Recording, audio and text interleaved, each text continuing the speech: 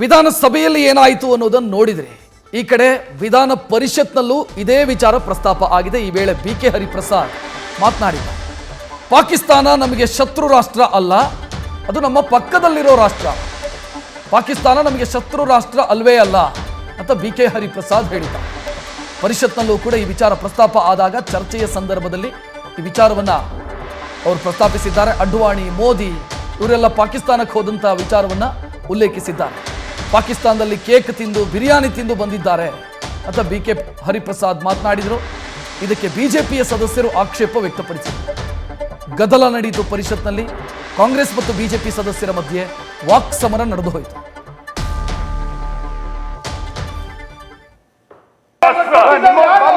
ಶತ್ರು ರಾಷ್ಟ್ರದ ಜೊತೆಗೆ ನಮ್ಮ ಸಂಬಂಧದ ಬಗ್ಗೆ ಮಾತಾಡ್ತಾರೆ. ಶತ್ರು ರಾಷ್ಟ್ರ ಅಂದ್ರೆ ಇವ್ರ ಪ್ರಕಾರ ಪಾಕಿಸ್ತಾನ ನಮಗದು ಶತ್ರು ರಾಷ್ಟ್ರ ಅಲ್ಲ, ನಮ್ಮ ಪಕ್ಕದಲ್ಲಿ ಇರ್ತಕ್ಕಂಥ ರಾಷ್ಟ್ರ. ಮಿತ್ರ ರಾಷ್ಟ್ರನ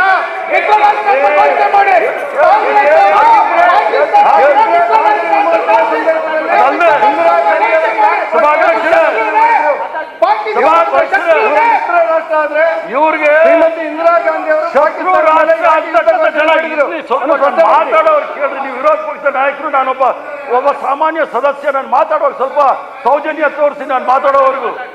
ಶತ್ರು ರಾಷ್ಟ್ರ ಅಂತ ಹೇಳ್ತಾರಲ್ಲ, ಶತ್ರು ರಾಷ್ಟ್ರ ಅಂತ ಹೇಳ್ತಾರಲ್ಲ, ಮೊನ್ನೆ ತಾನೇ ಭಾರತ ರತ್ನ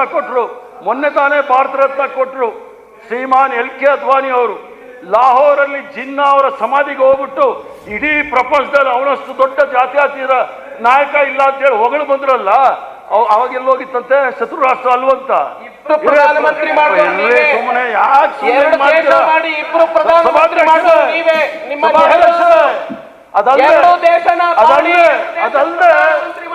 ಅದಲ್ಲದೆ ನಮ್ಮಲ್ಲಿ ವಚನ ಹೇಳ್ತಾರೆ, ಕರೆಯದೆ ಬರುವವನು ಎಕ್ಕಡ ತೆಗೆದುಕೊಂಡು ಹೊಡಿಯೋ ಸರ್ವಜ್ಞ ಅಂತೇಳಿ ಯಾವುದೋ ಒಂದು ಕೇಳಿದ್ರು ಸ್ಕೂಲಲ್ಲಿ ಇದ್ದಾಗ.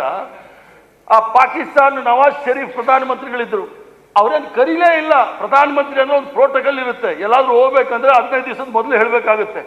ಅದು ಬಿಟ್ಬಿಟ್ಟು ಆ ನವಾಜ್ ಶರೀಫ್ ಬರ್ಡೇ ಆದ್ರೆ ಪರವಾಗಿಲ್ಲ, ಆ ನವಾಜ್ ಶರೀಫ್ ಅವರ ಮೊಮ್ಮಗಳ ಬರ್ಡೇಗೆ ಹೋಗ್ಬಿಟ್ಟು ಕೇಕು ಬಿರಿಯಾನಿ ತಿಂದು ಬಂದಿದ್ದು ಯಾರು ಶತ್ರು ರಾಷ್ಟ್ರ ಅಲ್ವಾ? ಅದು ಹೇಳ್ತಿದ್ರಂತೆ.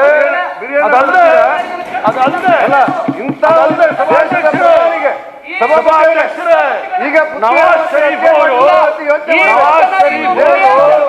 ನರೇಂದ್ರ ಮೋದಿ ಅವರ ತಾಯಿಗೆ ಪಾಕಿಸ್ತಾನ ಮಾಡಿರ್ತಕ್ಕಂಥ ಸಾರಿ ಅದೇ ಶತ್ರು ದೇಶ ಅಲ್ವಾ?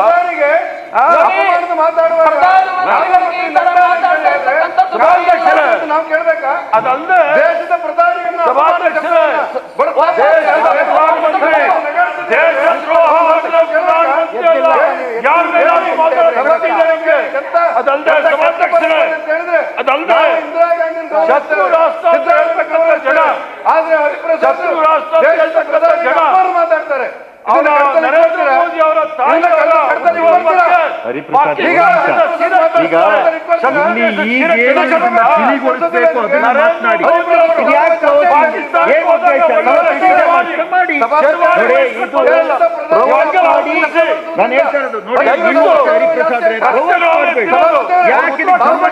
ವಿಚಾರಗಳನ್ನ ತಂದು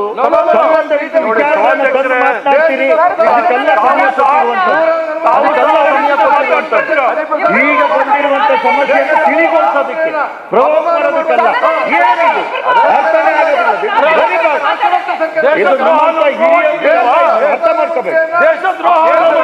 ನೋಡಿ, ಅದ್ರ ಬಗ್ಗೆ ಅದನ್ನು ತಿಳಿ ಮಾಡೋದು ಹೇಳಿ. ಅಯ್ಯೋ, ಏನ್ ಮಾತಾಡ್ತೀನಿ ನೋಡ್ತಾ ಇದ್ದೀನಿ. ಬರೀ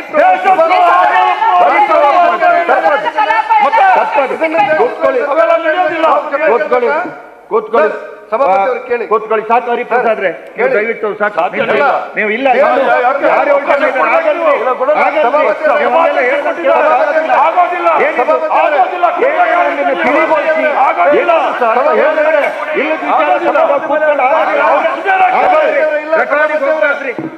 ಮಾತಾಡಿದ ರೆಕಾರ್ಡಿಂಗ್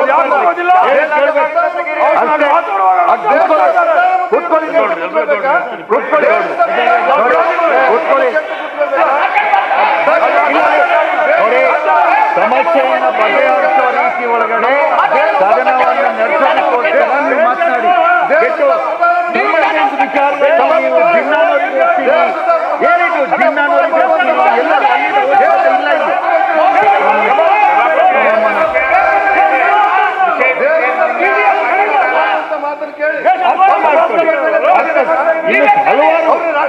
ದಿನಗಳಿದೆ, ಎಲ್ಲ ಇದೆ. ಈ ಸಮಯನ ಹೀಗೆ ಹಾಳು ಮಾಡಿದ್ರೆ ಯಾರು ಮಾಡೋದು? ಕೊನೆ ದಿವಸ ಕೂತ್ಕೊಳ್ಳಿ. ಅಪಮಾನ ಮಾಡುವಂತ ಮಾತಾಡುತ್ತೀರಾ? ನೋಡಿ, ದಯವಿಟ್ಟು ಎಲ್ಲರೂ ಕೂತ್ಕೊಳ್ತೀರಾ? ದಯವಿಟ್ಟು ಕೂತ್ಕೊಳ್ರಿ ನೀವು. ನೋಡಿ ನೋಡಿ, ಪೀಠ ಎದ್ದಿಟ್ಟಾಗ ನಿಮ್ಮ ಅನುಭವದ ಪ್ರಕಾರ ಕೂತ್ಕೊಳ್ಳಿ. ದೇಶದ ಪ್ರಧಾನಮಂತ್ರಿ ಅಪಮಾನ ಮಾಡ್ತಾರೆ. ದೇಶದ ಪ್ರಧಾನಮಂತ್ರಿ ಮೇಲೆ ನಾನು ಮಾತಾಡ್ತೀನಿ. ದೇಶದ ಪ್ರಧಾನಮಂತ್ರಿ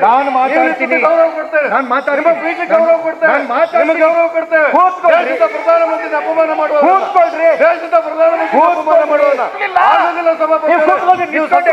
ಅರ್ಥ ಮಾಡಿ ಸಸ್ಪೆಂಡ್ ಮಾಡ್ಬೋದು ನೀವು ಮಾಡಿ. ನಾನು ಮಾತಾಡ್ತೀನಿ. ದೇಶದ ಪ್ರಧಾನಮಂತ್ರಿ ಚಕ್ರಕ್ಕೋಸ್ಕರ ನಾವು ಪೀಠದಿಂದ ನಾನು ಮಾತಾಡ್ತೀನಿ. ಕೂತ್ಕೊಳ್ಳಿ.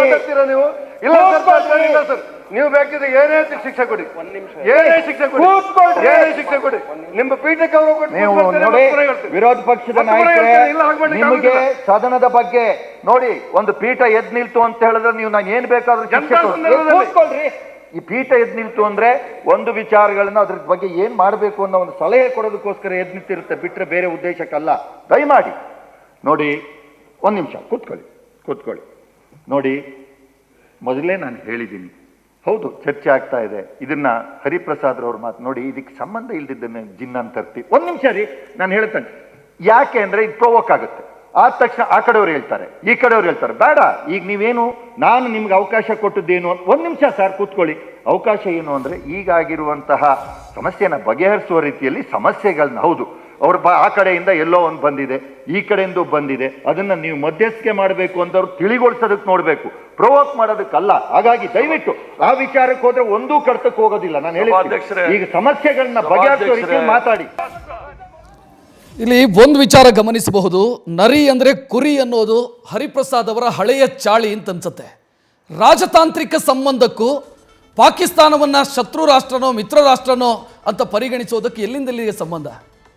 ಶತ್ರು ರಾಷ್ಟ್ರ ಅಲ್ಲ ಅಂತ ಬಿ ಕೆ ಹರಿಪ್ರಸಾದ್ ಹೇಳ್ತಿದ್ದಾರೆ. ಬಿ ಕೆ ಹರಿಪ್ರಸಾದ್ ಒಂದು ಪ್ರಶ್ನೆಗೆ ಉತ್ತರವನ್ನು ಕೊಡಬೇಕು ಅಂತ ನಾವು ಕೇಳಬಹುದು. ಶತ್ರು ರಾಷ್ಟ್ರ ಅಲ್ಲ ಅಂತಾದರೆ ಭಾರತದ ಮೇಲೆ 4 ಬಾರಿ ಯುದ್ಧ ಮಾಡ್ತಲ್ಲ ಪಾಕಿಸ್ತಾನ. ಏನು ಲವ್ ಹೆಚ್ಚಾಗಿ, ಪ್ರೀತಿ ಹೆಚ್ಚಾಗಿ, ಪ್ರೀತಿಯ ಅತಿರೇಕದ ಪ್ರದರ್ಶನವಾಗಿ ಭಾರತದ ಮೇಲೆ ಪಾಕಿಸ್ತಾನ ಯುದ್ಧ ಮಾಡಿರೋದ? ಶತ್ರು ರಾಷ್ಟ್ರ ಅಲ್ಲ ಅಂತ ಅದರ ಪರ ವಕಾಲತ್ತು ಹಾಕುವಂಥ ಬೌದ್ಧಿಕ ದಿವಾಳಿತನ ಇದೆಯಲ್ಲ, ಇದು ಬಹಳ ವಿಚಿತ್ರ. ಇದು ಅಡ್ವಾನಿ ಪಾಕಿಸ್ತಾನಕ್ಕೆ ಹೋದರು, ನರೇಂದ್ರ ಮೋದಿ ಪಾಕಿಸ್ತಾನಕ್ಕೆ ಹೋದರು. ರಾಜತಾಂತ್ರಿಕ ಸಂಬಂಧ ಅಥವಾ ರಾಜತಾಂತ್ರಿಕ ವ್ಯವಹಾರಗಳೇ ಬೇರೆ, ಈ ಶತ್ರುತ್ವನೋ ಅಥವಾ ಪಾಕಿಸ್ತಾನದ ಜೊತೆಗೆ ನಮಗಿರುವಂಥ ದ್ವೇಷ ಇರ್ಬೋದು, ಅದೇ ಬೇರೆ. ನೀವು ಅದೆರಡನ್ನು ಮಿಕ್ಸ್ ಮಾಡಿ ಮಾತನಾಡ್ತೀರಿ ಅಂತಾದರೆ ಆ ದೇಶದ ಪರ ವಕಾಲತ್ತು ಹಾಕ್ತಾ ಇದ್ದೀರಿ ಅಂತ ಅರ್ಥ. ನಿಮ್ಮ ಪ್ರಕಾರ ಅದು ಶತ್ರು ರಾಷ್ಟ್ರ ಅಲ್ಲದೇ ಇರಬಹುದು, ಆದರೆ ಭಾರತೀಯರ ಪ್ರಕಾರ ಪಾಕಿಸ್ತಾನ ನಮ್ಮ ದುಶ್ಮನ್ ರಾಷ್ಟ್ರ ಅಂತಲೇ ನಾವು ಭಾವಿಸೋದು. ನಿಮಗಿರಬಹುದು ಅವ್ರ ಮೇಲೆ ಬಹಳ ಮಮಕಾರ, ಬಹಳ ಪ್ರೀತಿ ನಿಮಗಿರಬಹುದು, ಆದರೆ ಭಾರತೀಯರಿಗೆ ಆ ಮಮಕಾರ ಪಾಕಿಸ್ತಾನದ ಮೇಲೆ ಇಲ್ಲ ಅಂತ ನಾನು ಭಾವಿಸ್ತೇನೆ. ನ್ಯೂಸ್ ಫಸ್ಟ್ ನಿರ್ಭೀತಿಯಿಂದ ನಿಮ್ಮ ಪರವಾಗಿ.